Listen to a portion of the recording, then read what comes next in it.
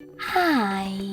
In front of me is TCL 403 and today I would like to show you how you can set up screen lock.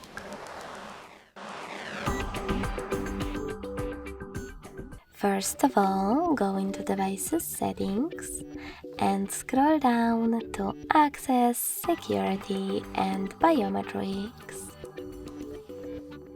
Then click on Screen Lock and tap on one of those login methods that you wish to use: pattern, PIN or password. Now you finally get to create it.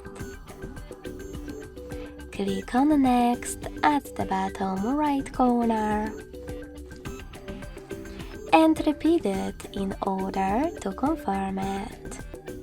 When you're done, select Confirm. Last but not least, click on one of those options to answer the question: when your device is locked, how do you want notifications to show?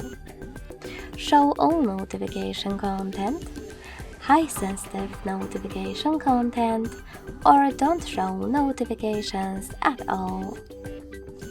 I will go with the last option, so now I need to select Done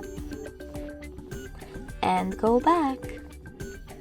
So finally, when I switch off my screen, then turn it back on,